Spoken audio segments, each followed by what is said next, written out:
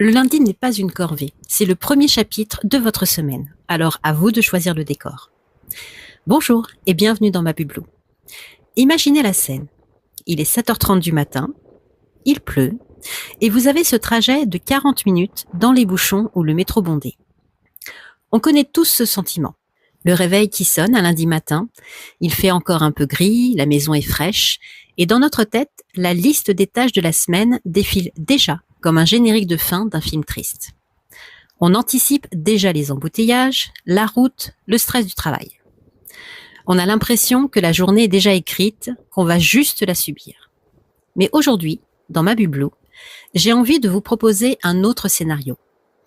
Et si on arrêtait de voir notre quotidien comme une corvée pour commencer à le voir comme une scène de cinéma? Bienvenue dans cet épisode dédié à l'art de romantiser sa vie. Alors je voudrais préciser, l'art de romantiser sa vie est un outil merveilleux pour réenchanter le quotidien. Mais ce n'est pas une thérapie. Si vous traversez une période de souffrance profonde, une dépression, un burn-out ou toute autre pathologie, la musique et les bougies ne suffisent pas. Dans ces moments-là, la priorité est de prendre soin de soi en faisant appel à un professionnel de santé. Ce podcast propose des outils pour adoucir les moments de vie neutres, pas pour remplacer un accompagnement médical nécessaire. Alors, certains diront que romantiser sa vie, c'est vivre dans l'illusion, que c'est un truc de réseaux sociaux pour faire croire que tout est parfait. Mais pour moi, c'est tout l'inverse. C'est un acte de résistance. Romantiser, c'est décider d'ajouter de l'intentionnalité là où il n'y en a pas. C'est transformer une routine en rituel. Ce n'est pas nier que vous êtes coincé dans les bouchons ou qu'il pleut. C'est choisir de regarder les gouttes sur votre pare-brise comme si elles étaient filmées en 35 mm. C'est créer ce que j'appelle un sas de douceur.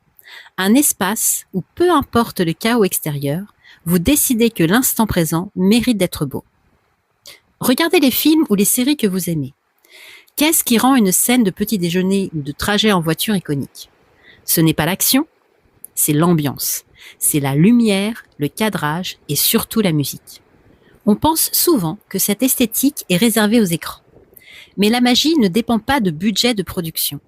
Elle demande juste un changement de regard.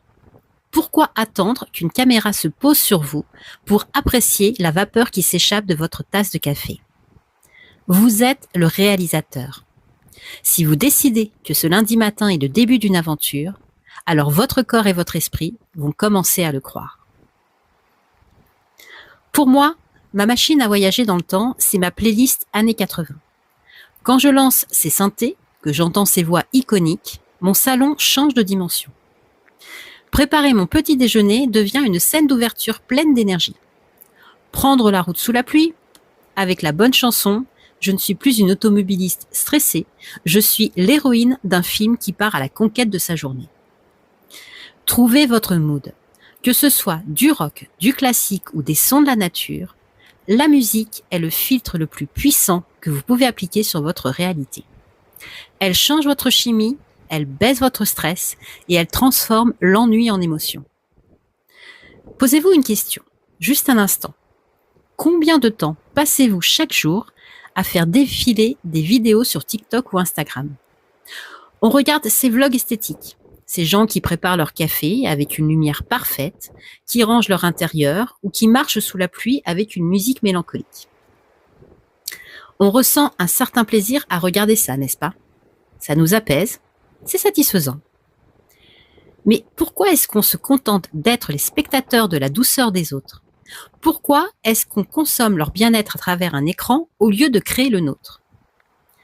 La prochaine fois que vous vous surprenez à regarder cette vidéo esthétique d'un lundi matin idéal, éteignez votre téléphone.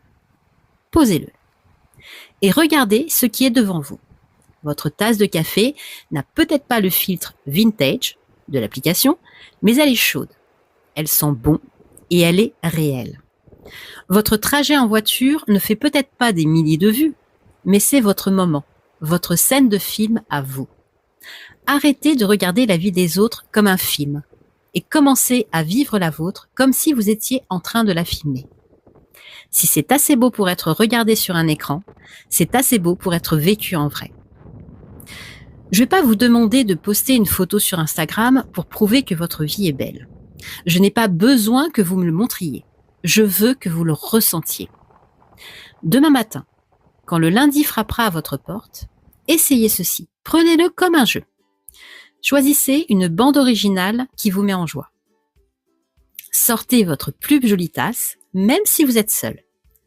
Regardez les détails, la lumière, une odeur, un son, comme si c'était une scène de film. Parce qu'au final, romantiser sa vie, c'est simplement s'accorder de l'importance. C'est se dire, ma journée est peut-être imparfaite, mais elle est la mienne. Ce n'est pas nier la réalité, c'est choisir son angle de vue. C'est décider que le trajet pour aller au travail n'est pas un effort, mais une scène de transition. Bien évidemment, la vie n'est pas un film de studio. Il y aura des sans-lumière, des scènes ratées et des décors moches. Des jours de fatigue, un logement en désordre ou une humeur neutre ou maussade. Mais la valeur de la vie ne dépend pas de son potentiel esthétique. Il y aura des jours où ce ne sera pas le moment de romantiser. Des jours où il faudra laisser la place à la tristesse, à la colère ou au vide. Romantiser, ce n'est pas un cache-misère. C'est un outil qu'on sort quand on en a la force et pour ces moments neutres qu'on traverse en pilote automatique ou qu'on subit par habitude. La plus belle scène sera celle où vous serez pleinement présente, sans filtre et sans artifice. Alors, si vous décidez d'appliquer ce conseil et de romantiser votre journée, je serais curieuse de savoir quelle musique vous choisirez pour votre propre scène d'ouverture. En attendant, prenez soin de votre bulle. Et surtout, n'oubliez pas d'être merveilleusement parfaite dans votre imperfection. Je vous dis à bientôt dans ma bublo.